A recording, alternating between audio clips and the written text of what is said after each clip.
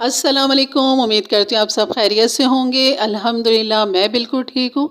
अल्लाह ताला हम सबको अपनी हिफ्ज़-ओ-मान में रखे, हर दुख, बीमारी, मौजी मर्ज़ से महफूज़ रखे। आमीन सुम्मा आमीन। और आज मैं आपको यहाँ बनाना जो सिखाऊँगी चिकन कचौरी। और कचौरी का साइज़ थोड़ा बड़ा होता है, लेकिन यहाँ मैं रमज़ान के हवाले से आपको मिनी चिकन कचौरी बनाना सिखाऊँगी।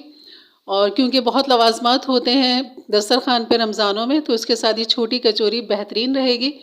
तो यहाँ मैंने तेल जो ले लिया था हाफ़ कप, ये इसको हल्का सा गरम करना है।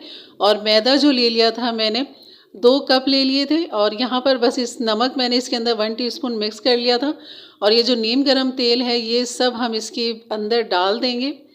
और ये नीम गरम होना चाहिए कि आपको उँगली पे महसूस हो। तो इसको मैं इससे मिक्स करने के बाद फिर हाथ से करूँगी ताकि इसकी जो गरमाइश है थोड़ी कम हो जाए। तो यहाँ जो कचौरी है ये आप अपने रमज़ानों के लिए बना के भी फ्रोज़न कर सकते हैं, जिसका तरीका मैं आगे आपको बताऊँगी। और कुछ फ्राई करके दिखाऊँगी और कुछ आपको फ्रोज़न करके दिखाऊँगी कि किस तरह हम आराम से कर सकते हैं और रमज़ानों में कितने आराम से हम इसको इस्तेमाल कर सकते हैं। तो यहाँ अब आपने देखा होगा मैंने मुट्ठी बनाई है और उसके बाद वो बिल्कुल मुट्ठी बन गई थी। तो इस तरह आपका मैदा होना चाहिए। और उसके बाद जो है आपने तेल जो है बहुत अच्छी तरह उसमें मिक्स करेंगे, तभी आपकी इस तरह की मुट्ठी बन जाएगी। और यहाँ बस थोड़ा-थोड़ा पानी डालेंगे क्योंकि आटे को थोड़ा-सा हमने सख्त गूँथना है, बिल्कुल पतला नहीं जैसे नॉर्मल आटा होता है उससे ज़्यादा हमने सख्त गूँथना है। तो यहाँ ये आटा जो था थोड़ा-थोड़ा सा पानी में डाल के गूँथती रही, बहुत अच्छी तरीके से आपने इसको गूँथना है, बिल्कुल मुलायम क्रीमी की तरह हो जाए और कोई इसमें क्रैक ना आए। तो यहाँ आपने इतना अच्छा आटा गूँथना है। और यहाँ अब मैंने सबसे पहले काम यही किया कचौरी का कि आटा गूँथ के इसको रख दिया। और अब हम इसकी फिलिंग तैयार करेंगे चिकन की, ताकि जब तक हमारे आटे को भी रेस्ट मिल जाएगा। और यहाँ मैंने चिकन जो थी 1 पाव ले ली थी, थोड़ी हड्डी वाली है ये। और अगर आप बोनलेस लेना चाहें तो भी आपने 1 पाव ही लेनी है। तो यहाँ मैंने 1 कप जो था इसके अंदर पानी डाल दिया था और चूल्हा कर दिया था ऑन। और इसके बाद बस अब कुछ भी नहीं जाएगा इसके अंदर, मैंने इसमें खाली नमक डालना है इसके हस्बे ज़ायक़ा। और इसको अब मैं ढक के पकने के लिए छोड़ दूँगी ताकि ये बेहतरीन बोटी जो है हमारी गल जाए और जो इसकी यखनी है वो भी ज़ाया नहीं होगी, वो भी अब आप देखेंगे इतने ही पानी में ये गोश्त भी गल जाएगा। और यहाँ पर अब इसके जो मसाले जाने हैं उसकी तैयारी कर लेते हैं। यहाँ मैंने 2 समझ लें बड़ी प्याज ली हैं दरमियानी साइज़ की। और यहाँ हरी मिर्च जो है वो अपनी मर्ज़ी के हिसाब से कम या ज़्यादा कर सकते हैं। मैंने 8-9 हरी मिर्च ली है और इस तरह इनको रफली चॉप कर रही हूँ क्योंकि इसके बाद मुझे मज़ीद इनको चॉप करना है चॉपर में। और हरा धनिया जो था हाफ गड्डी मैंने ले ली थी, इसको भी मोटा मोटा काट लिया था। और ये सब जो है हैंड चॉप है मेरा, ये बहुत आसानी से इसमें काम हो जाता है अल्हम्दुलिल्लाह। तो यहाँ पर जो है इस तरह मैं डालूँगी और इसको इस तरह क्रश कर लूँगी। तो ये बेहतरीन होता है ये कि आपकी अगर बिजली भी ना हो तो ये हाथ से बेहतरीन काम हो जाता है। अल्हम्दुलिल्लाह बिजली तो थी, लेकिन बस वो चॉपर निकालो करो लगाओ, उससे बेहतर है कि इस तरह भी आपके पास होना चाहिए। अगर ना हो तो कोई मसला नहीं, आप छुरी की मदद से भी इतना बारीक कर सकते हैं। तो यहाँ जो था ये इस तरह मैंने निकाल लिया था, ये देखें कितना अच्छा बारीक हो गया था। तो ये मसाला था इसका तैयार। मज़ीद जो मसाले जाने वो मैं आपको दिखाती हूँ। और यहाँ पर जो है चिकन हमारी रेडी हो चुकी थी, ये देखें गल चुकी है ये। और इसको जो है इस तरह बेलन की मदद से आपने इसको क्रश करना है। और हाथ से रेशे करने से थोड़े मोटे मोटे भी रह जाते हैं, लेकिन इस तरह अगर आप बेलन से करेंगे तो बहुत बारीक रेशे बनते हैं और बहुत ज़्यादा ये कह लें कि अच्छी खासी क्वांटिटी बन जाती है इस तरह करने से। तो आपने जब भी इस तरह रेशे की कोई चीज़ बनानी हो तो आपने इसी तरह बेलन के साथ करें, बहुत बेहतरीन काम हो जाता है इससे और जल्दी भी हो जाता है। तो जो हड्डियाँ थोड़ी बहुत लगी हुई थी वो मैं हटाती जा रही थी और गोश्त को जो इस तरह मैश करती जा रही थी। तो यहाँ हमारा जो था चिकन बिल्कुल बेहतरीन, ये देखें सेकंडों में काम हो गया। और इस तरह आप हाथ से फिर उसको मसल दें तोड़ दें तो सब खिल जाते हैं, बिल्कुल बेहतरीन रेशे रेशे हो जाते हैं इसके। तो यहाँ ये था, ये चिकन के रेशे हमारे तैयार थे। ये जो पानी बचा हुआ था इसका आप ये देखें जो थोड़ा सा बचा है, कोई मसला नहीं, हम इसी के अंदर ही ये रेशे डाल देंगे और इसी के साथ ये पक जाए क्योंकि अभी मज़ीद हमने इसमें मसाले डाल के पकाने हैं तो ये पानी पता भी नहीं लगेगा। तो यहाँ भुना और पिसा हुआ ज़ीरा है 1 टीस्पून मैंने यहाँ पर डाल दिया था। और यहाँ पर हल्दी जाएगी हाफ़ टी स्पून। चंद मसाले हैं और बहुत अच्छी ये कह लें कि ये हमारी चिकन बन जाती है। और यहाँ पर जो मिर्चें डालूंगी मैं मोटी बारीक कुटी हुई मिर्च डालेंगे या आप मोटी भी डाल सकते हैं, मैंने यहाँ मोटी डाल दी थी। और ताकि इसके जो चंक्स फ्लेक्स नज़र आते हैं वो बहुत अच्छे लगते हैं। और यहाँ काली मिर्च जो है ये हाफ़ टी स्पून ये भी पिसी हुई डाल देंगे।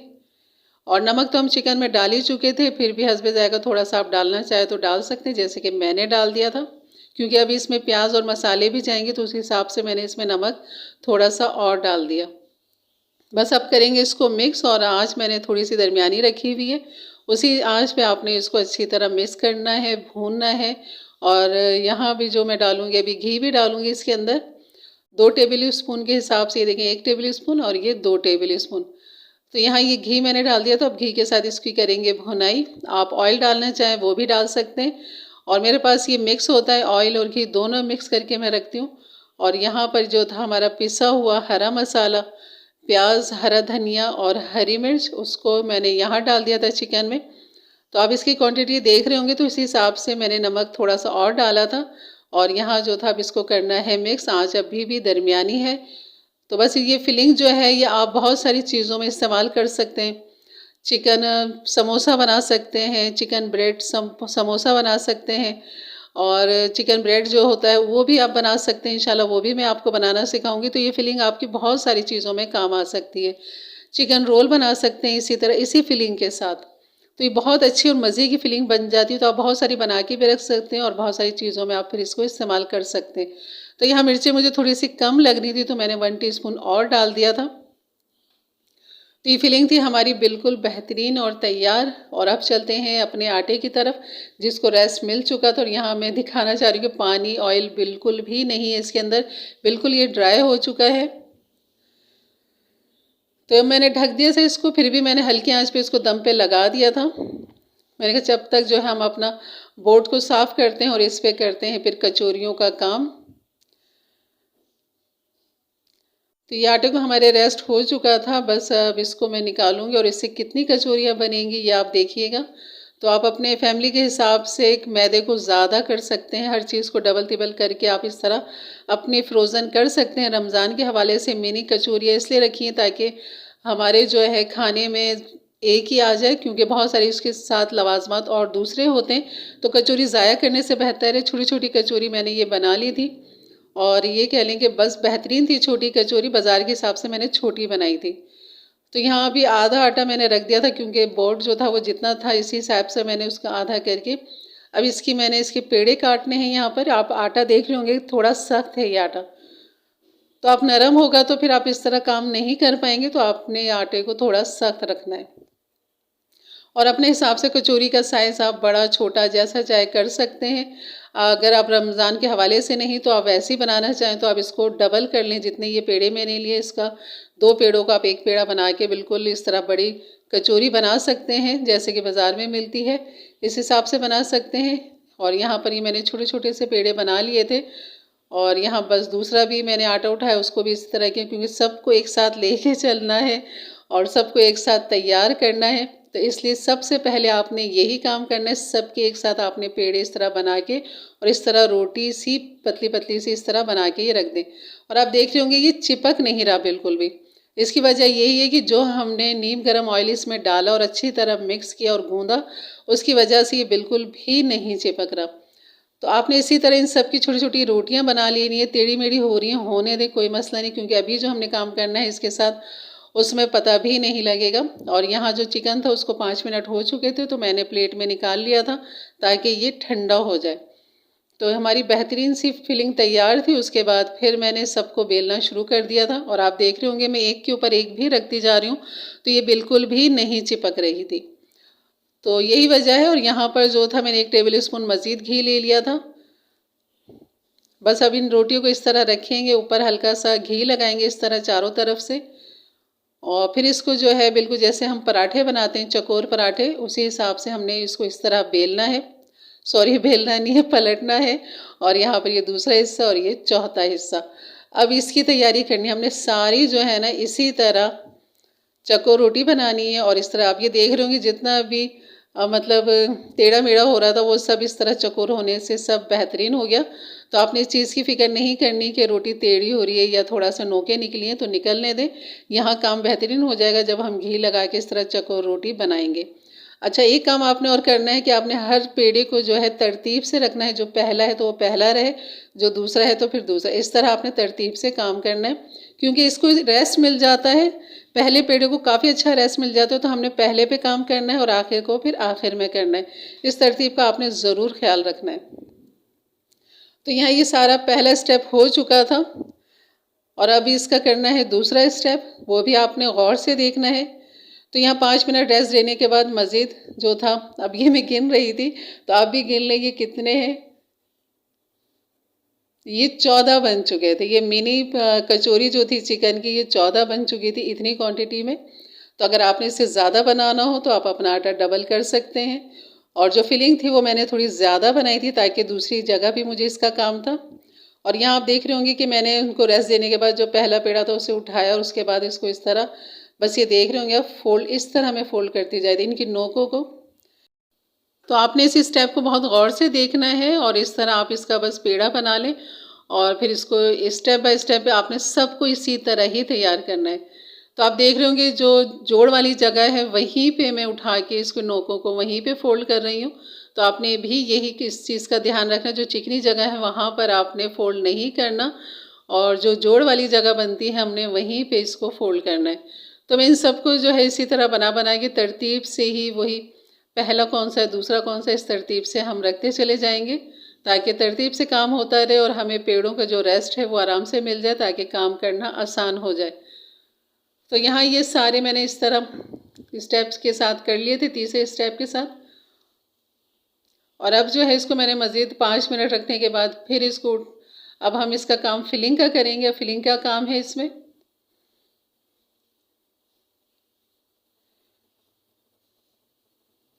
तो हमारी चिकन जो थी वो भी ठंडी हो चुकी थी और ये पहला है, हमने इसी को उठाना है। और ये जो जोड़ वाली जगह है ये मैं आपको दिखा रही हूँ, ये हमें नहीं चाहिए। हमें जो फिलिंग करनी है वो यहाँ नहीं करनी, हमें यहाँ करनी है, ये चिकनी जगह पे करनी है। तो अब यहाँ चिकनी जगह पे हमने फिलिंग को रखना है। कचौरी की जो लेयर आएंगी ना वो इसी तरतीब से आएंगी। अगर आप मेरे अंदाज से, मेरे तरीके से बनाएंगे, यकीन करें आपको मज़ा आ जाएगा और वही आपको लज्जत मिलेगी जो हमेशा अल्हम्दुलिल्लाह मेरे खानों में होती है, हमारे घर में होती है, दस्तरखान पे होती है। तो यहाँ जो है छोटी छोटी सी कचौरियों के साथ में मतलब 1 टीस्पून के हिसाब से ये फिलिंग रख रही थी। और इसकी फिलिंग का तरीका आप देख लें, इस तरह नोक को आपने खींचना है, सेंटर में लाना है, फिर उसके सामने वाली नोक को खींचना है, फिर सेंटर में लाना है, फिर ये लेफ़्ट वाली, फिर राइट वाली। इसी तरह आप देख रहे होंगे कि मैंने पानी का इस्तेमाल बिल्कुल भी नहीं किया, कोई लई नहीं बनाई, कुछ नहीं बनाई। और ये चिपक भी जाएंगी बेहतरीन और ये बिल्कुल भी नहीं खुलेंगे फ्राई करते हुए। और फिर जो नोकें थी मज़ीद, उन नोकों को हमने, जो 4 नोकें मज़ीद और बनी हुई थी, उनको भी इसी तरह सेंटर में ला के एक गोल सा बॉल सा बना लेना है, जैसे कि आपको अब नज़र आ रहा है ये बॉल। तो और जो फिलिंग मतलब जो जोड़ है उसको हमने नीचे रखना है। और यहाँ पर आप देख रहे हैं कि चिकनी जगह पे फिर मैंने चिकना जो पेड़ा की जगह थी यहीं पे हमने फिलिंग करना है। बार बार मैं इसलिए बता रही हूँ ताकि आप ये गलती ना करें, ताकि आपकी लेयर फिर जो है ना बेहतरीन बनेंगी। बस इसी तरह मैंने सारे जो थे तरतीब के हिसाब से तैयार कर लिए थे कि पहली नोक उठाएंगे खींच के इस तरह, और फिर इसके सामने वाली, फिर इस तरह इसको उठाएंगे, फिर इसके सामने वाली को इस तरह उठाएंगे, फिर ये बन जाएंगी मज़ीद 4 नोकें। तो इन नोकों को भी इस तरह आपने चुटकी पकड़ के उठाना है खींचते हुए हल्का सा, और फिर इसको बीच में ला के आपने यूँ दबा देना है। अगर इस दौरान अगर छोटा सा आपको मतलब फटता हुआ या खुलता हुआ नज़र आएगा, जैसे कि मैं अभी आपको दिखाऊंगी कि ये देखें यहाँ पे ये नज़र आ रहा है, तो आपने नोक के पास से एक छोटा सा, ये देखें नज़र आ रहा है ना, तो यहाँ पर आपके साथ भी ऐसा हो सकता है, तो आपने परेशान नहीं होना। और यहाँ पे छोटा सा आपने नोक के पास से तोड़ के और इसकी एक पतली सी आपने चिपका देना और ये चिपक जाएगी, बिल्कुल भी नहीं खुलेगी और ये बेहतरीन आपका फिलिंग बन जाएगी। तो इस तरह इन सबको जो है तैयार कर लेंगे। तो ये रमज़ान की कुछ तैयारियां हैं जो अभी चल रही हैं अल्हम्दुलिल्लाह, आपको सिखाने के साथ साथ बस मेरे भी घर की तैयारियां होती जा रही हैं। जो मैं तैयारी कर रही हूँ वही मैं आपके साथ शेयर कर रही हूँ। तो वहाँ मैंने सारी तैयार कर ली थी और यहाँ मैंने घी ले लिया था कढ़ाई के अंदर, और आपने घी में ही फ्राई करना है क्योंकि बहुत सारी चीज़ों का जायका जो हमें घी से मिलता है ऑयल से नहीं मिलता। बन तो जाएंगी ऑयल में भी, मसला नहीं है, लेकिन जायका अगर आपको बाज़ार जैसा ही चाहिए तो आपने घी ही लेना है। और यहाँ मैंने छोटा सा एक टुकड़ा डाल दिया था, जैसे हमेशा मैं सिखाती हूँ टेम्परेचर चेक करने के लिए कि वो जैसे बाहर ऊपर की तरफ आया तो हमें ऑयल ज़्यादा तेज़ गरम नहीं चाहिए, अभी आँच हल्की है बिल्कुल ऑयल की।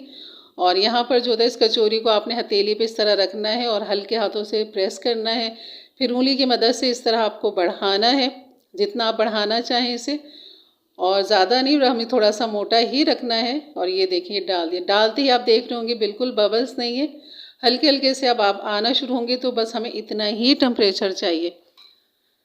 तो यहाँ आप कढ़ाई के हिसाब से जो है मैं यहाँ कचौरियाँ डाल दूँगी। तो यहाँ मैंने 5 कचौरियाँ डाल दी थी कढ़ाई के हिसाब से। तो आपका पास जितना भी बर्तन हो, फ्राई पैन हो, उसी हिसाब से आप डालें ताकि इसको फूलने की इसको जगह मिले। और ये तब तक इसको नहीं छेड़ेंगे, और आँच जो है बिल्कुल हल्की रखी हुई है मैंने। और यहाँ पर जो है जब तक ये ऊपर नहीं आएगी तब तक हमने आँच तेज़ नहीं करनी। तो बस इसके फूलने का इंतज़ार करेंगे। और आप देख रहे होंगे कि ये आ रही है, तो आपने बड़े तहम्मुल के साथ कचौरियों को बनाना है, या फ्राई का जो काम है बड़े तहम्मुल के साथ और सुकून के साथ है, जल्दबाजी नहीं करना, क्योंकि अंदर से फिर ये कचौरी जो है वो कच्ची रह जाएगी, ऊपर से गोल्डन हो जाएगी।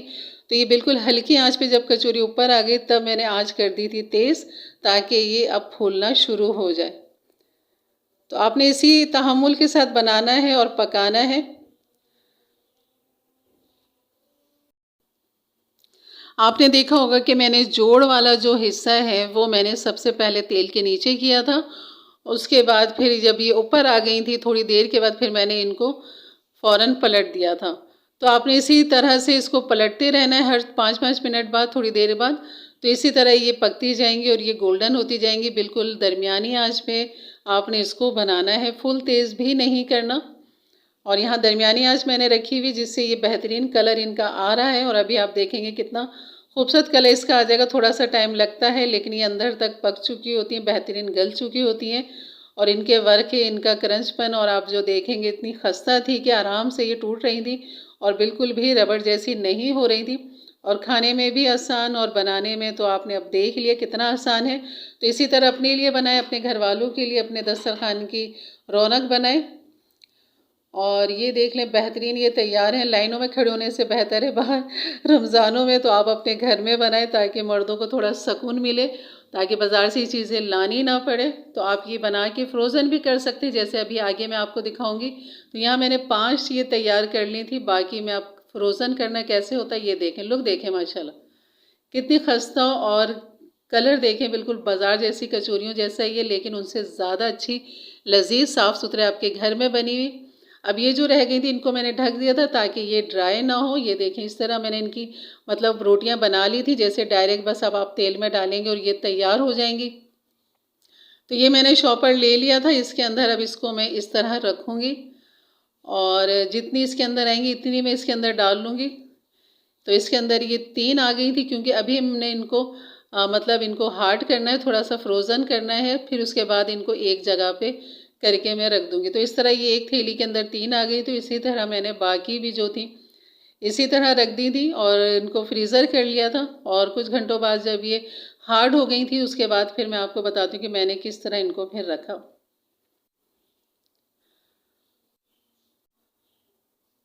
तो ये है फ्रोज़न करने का तरीका, इस तरह आप उठाएं और रखें।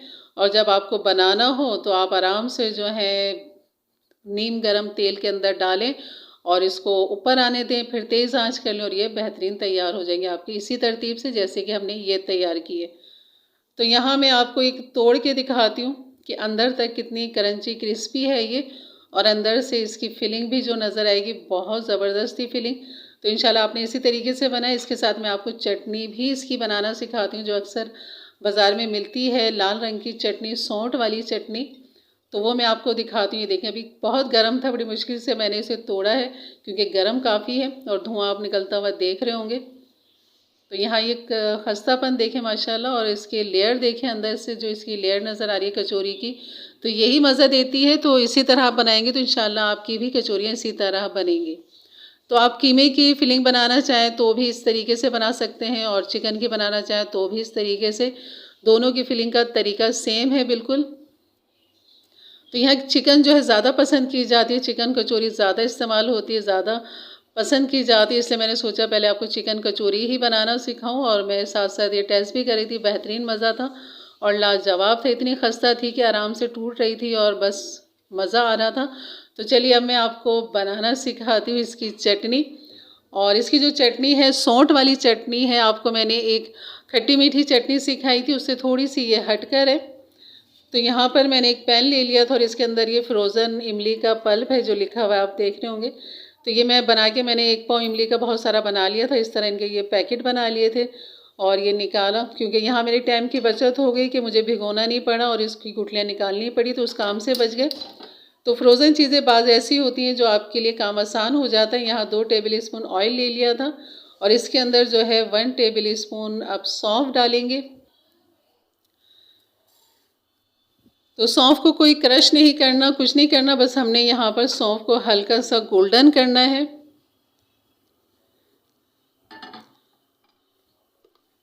तो सौंठ की चटनी है तो इसमें फिर सौंठ भी जाएगी, तो हमने वो सौंठ जो है पिसा हुआ लेना है। और अगर आपके पास पिसा हुआ ना हो, साबुत सौंठ हो, तो आप उसको भी कुचल के डाल सकते हैं, बाद में फिर आप उसको छानना पड़ेगा आपको। तो बेहतर है आप पिसी हुई सौंठ ले लें। और यहाँ पर जो थी मिर्चें मैंने 1 टेबल स्पून डाल दी थी, आप अगर कम डालना चाहें तो 1 टीस्पून डालें। और यहाँ पर जो थी सौंठ का ये पाउडर है जो मैंने 1 टेबल स्पून इसे भी डाल दिया था। तो एकदम इसके अंदर लगने का डर था, तो मैं डायरेक्ट इसको ले जाके मैंने इसमें थोड़ा सा पानी डाला।